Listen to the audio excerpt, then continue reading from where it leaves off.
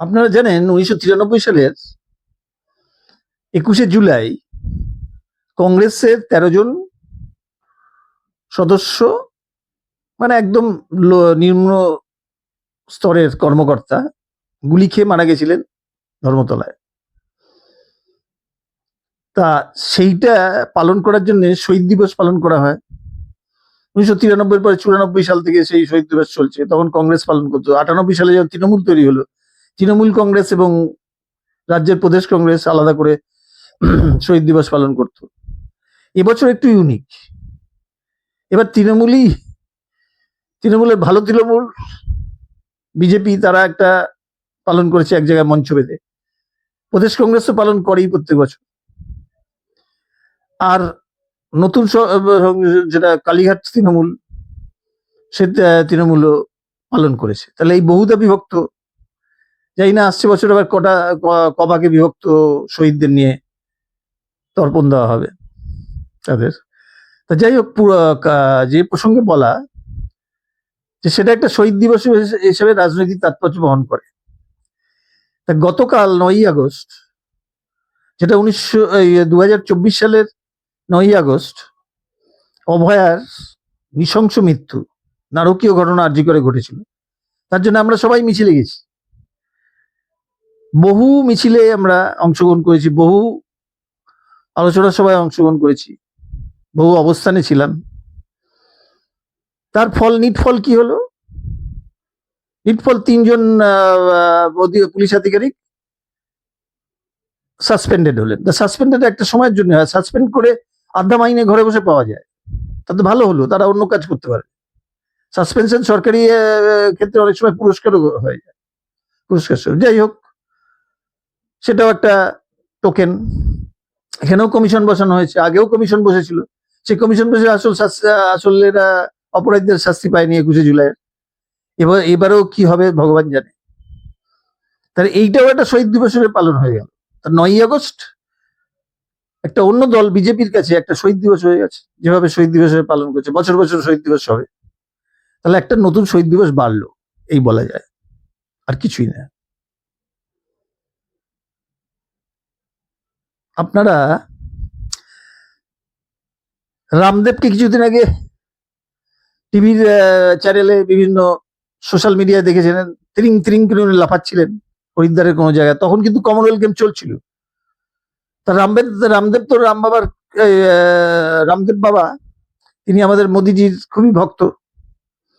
মোদিজির হয়ে উনি প্রপাগান্ডা করেছিলেন 2014 আগে। 35 টাকায় উনি পেট্রোল দেবেন, 500 টাকায় গ্যাস দেবেন, কত কি বলেছিলেন। সেগুলো সব প্রস্তাব চলে গেছে। এখন উনি তারাং তিরিং করে লাফাচ্ছেন। উনি তো মোদিজিকে বলতে পারতেন, কমনওয়েলথ গেমস চলছে তখনও, তা ভারত আরেকটা কমনওয়েলথ গেমস আরেকটা পদক পেতে পারত রামদেবকে পাঠালে। এটাই তো ভুল করেছেন। মোদিজির অনুগ্রহে উনি অনুপ্রেরণায় উনি আমাদের একটা কমনওয়েলথ গেমসে আর একটা পদক আনলে আমাদের খুব সুবিধা হতো। হঠাৎ করে তিরিং তিরিং করে লাফাচ্ছিলেন কেন জানি না। আমাদের ভারতে হাই জাম্পার তৈরি করুন না, উনি আরো ভারত পদক আনবে। আমাদের অমিত শাহজি তো অনেক উচ্চাসা। উনি বলেছেন 2036-এ ভারত প্রথম 5 জনের মধ্যে থাকবে অলিম্পিক্সে। দেখা যাক, যদি তখন 2036-এ আমাদের রামবাবাকে পাঠানো যায় বা রামবাবার শিষ্যদের পাঠানো যায়, যারা তিরিং তিরিং করে হাই জাম্পে লাফাতে পারে, দেখা যাবে।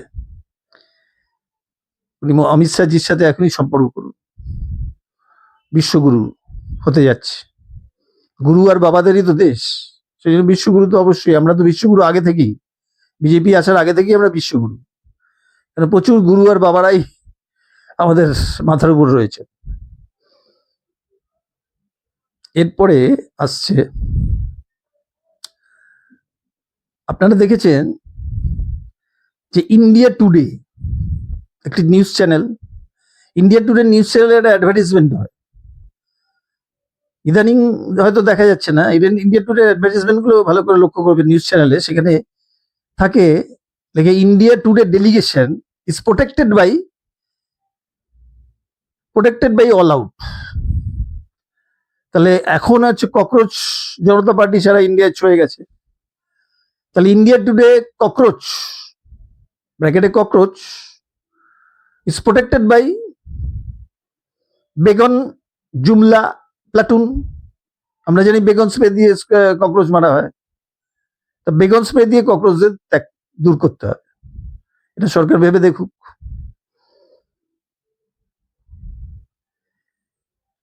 আরেকটা ব্যাপার, কিছুদিন আগে কেন্দ্রীয় বিদেশ মন্ত্রক একটা নির্দেশিকা জারি করেছে। তাতে বলেছে ভারতের নাগরিকত্বের পরিচয় পাসপোর্ট হবে না, আধার কার্ডও হবে না, প্যান কার্ডও হবে না, এমনকি এসআইআর এর সার্টিফিকেটও হবে না। তাহলে কি হবে? বলেছে একমাত্র 14 কোটি সদস্যওয়ালা বিজেপি সারা পৃথিবীতে যাদের সবচেয়ে সদস্য সংখ্যা বেশি, সেই পার্টির সদস্য হলেই তাকে ভারতীয় নাগরিকত্ব ধরা হবে। তা 14 কোটি সদস্য অলরেডি রয়েছে, সেখানে আমাদের 14 গোষ্ঠীর সবাইকে সদস্য করবার জন্য এখন লেগে পড়েছে। আরো কত সদস্য বানাবে? 14 কোটি থাকা সত্ত্বেও 14 গোষ্ঠী সদস্য করা চাই? আমাদের প্রত্যেকটা পরিবারের 14 গোষ্ঠী সদস্য করাবেন? এটাই চাইছেন?